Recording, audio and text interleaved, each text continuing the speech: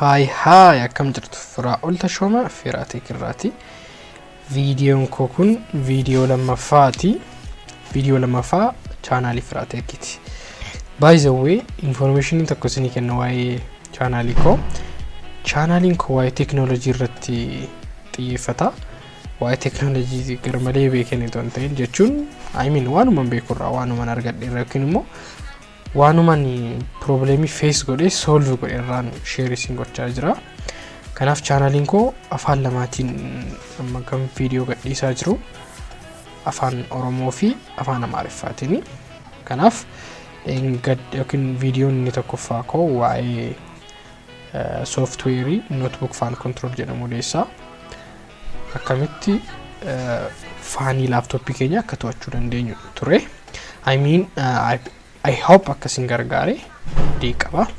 Har'a ammoo viidiyoon koo akkamitti Rufus Fayyadamne Filashii keenya bootable akka gochuu dandeenyu nutti hima yookiin immoo nutti agarsiisa. Okay. Isa dura Rufus download gochuu qabna. Rufus download gochuudhaaf official website isaanii irraa rufus.ie free dha. Purchase gochuun isin barbaachisu. Size ishiis garmalee xiqqoodha. Around 1.1 kanaaf baay'ee xiqqoodha. rufus.ie irraa deemtanii download gochuu dandeessu. Yoo barbaaddu ta'e immoo description jalatti isinii kaa'a linkii isaa. Okay, lammaffaan immoo maaltu nu barbaachisa? Windows 10 ISO file nu barbaachisa. Laptopii keessan irratti Windows 10 fe'uu deemtu yoo ta'e Windows 10 ISO file isin barbaachisa. Windows 7 yoo ta'e akkasuma ISO file isaa qabaachuu qabdu. ISO file isaa guutuu isaa kan crack ta'e kan argachuu dandeenyu yeroo baay'ee kanan itti fayyadamaa jiru get-into-pc irraa download godheetani. get-into-pc.com isas cinqamiinaa linkii isaa description jalatti isinii kaa'a. Windows 10 jechuudha. Get-into-pc irraa Windows 10, Windows 7, Windows Vista kan barbaadan achirraa download gootanii fayyadamuu dandeessu. Har'a garuu kan inni isinitti agarsiisuuf deemaa jiru akkamitti Rufus fayyadamnee Windows 10 Filashii keenya akka boot gochuu dandeenyudha. Kanaaf tokkoffaan Rufus, lammaffaan ISO file Windows 10 yookaan Windows in fe'uu barbaadan, sadaffaan immoo Filashii yookiin USB drive. USB drive keenya yoo xiqqaate GB 8 ta'e gaariidha. Sirriitti afford nu gochuu danda'a jechuudha. Kanaaf kan koo akka asirratti argaa jirtanii USB drive koo 30 GB 32 dha. Isinis yoo 8 fi isaa ol qabaattan sirriitti afford isinii gochuu danda'a jaateef isatu gaariidha. 8 yookiin isaa ol qabaachuu qabdu. Kanaaf USB flashin keenya 8 yookiin isaa ol ta'uu qaba. Kan koo akka argaa jirtan asirraa 32 dha jechuudha. Isa goonee booda rufus.ie official website biraa deemnee Rufus download goona. Kanaaf already website check jira. Kuno latest version Rufus 3.4 1 megabyte dha. Isa download godhaa jalqaba. Actually isinitti agarsiisuuf malee already download godheera. Kanaaf kanatti cuqaasna. Already yoo IDM qabdu ta'e IDM itti singeessa. Yoo IDM ittiin feene ta'e immoo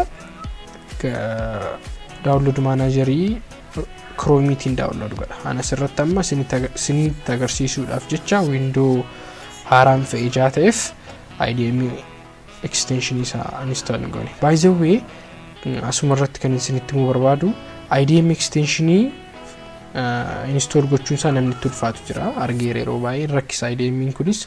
Isarratti immoo yoo gargaarsa xiqqoo barbaaddu ta'e comment jalatti nu barreessaa.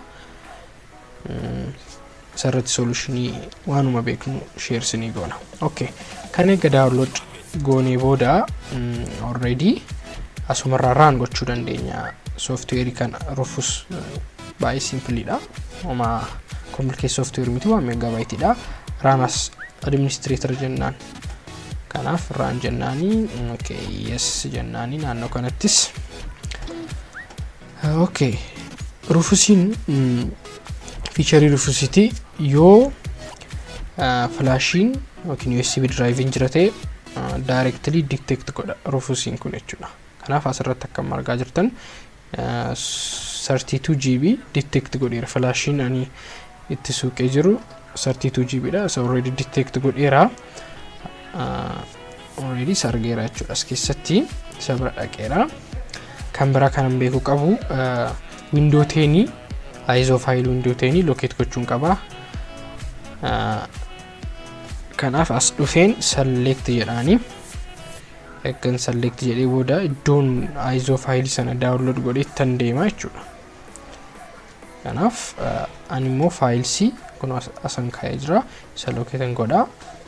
Drag gootanii yookiin immoo select jettanii galchuu dandeessu. Kun asii dhufna select isa booda iddootti download gootanii deemtanii window 10 keessa fudhachuu dandeessu. Select okay, achi booda asii finne standard inni rakkoon qabu. Okay, directly gara partition scheme itti dabara. Partition scheme kuni akkuma laptopiitti adda ta'uu danda'a. GPT yookaan MBR.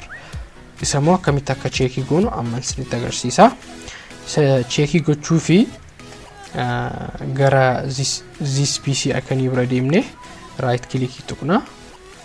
Right click tuqaasne manage booda immoo already gara computer management itti nu geessa. Disk management storage jedha. Disk management seenna.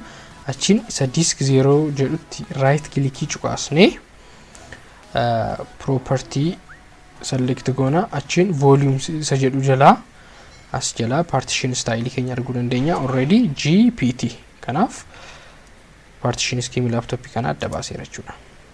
Okay, kana cufuun hin danda'ama. Fixeera jaateef as keessa asan dhufa. Already as GPT filadha. As keessa jalqabsiisuun hin danda'a. Waan complicated hin jiru asii.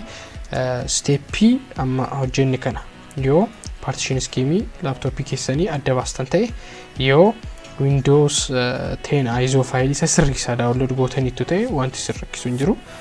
Flashin keessanis yoo xiqqaate GB 8 ta'uu qaba. Kanaaf isa sirreessitan taanaan yookiin steppiin amma isinitti agarsiise hordoftan taanaan no big deal. Isin hojjetaa jechuudha. Kanaaf egaa akkas goonee booda already jalqabsiisuun hin danda'a. Amma kana inni TFS inni rakkoon qabu already jalqabsiisaa jaateefi kanaaf start jechuun hin danda'ama. Xumurreerra warnings ni jedha. Kan beekuu qabdan flashin sun format ta'a. Flashin filing biraa keessa jiraannaan Rufus flash sana format gochuun saanuuf. Kanaaf warnings ni kenna jira sitti. Akkuma isinitti hime filing flash sana keessa jiru computer irratti gargaluu qaba. Barbaaddu taanaan jechuudha. Barbaaddan taanaan already format gochuu dandeessu. Kanaaf asirraa dhuftanii okay jettu. Isa eegdanii booda Rufus fayyadamnee Filashii keenya bootable gooneerra. Filashii kana fayyadamnee laptopii adda addaa HP, Dell, whatever boot gochuu dandeenya jechuudha.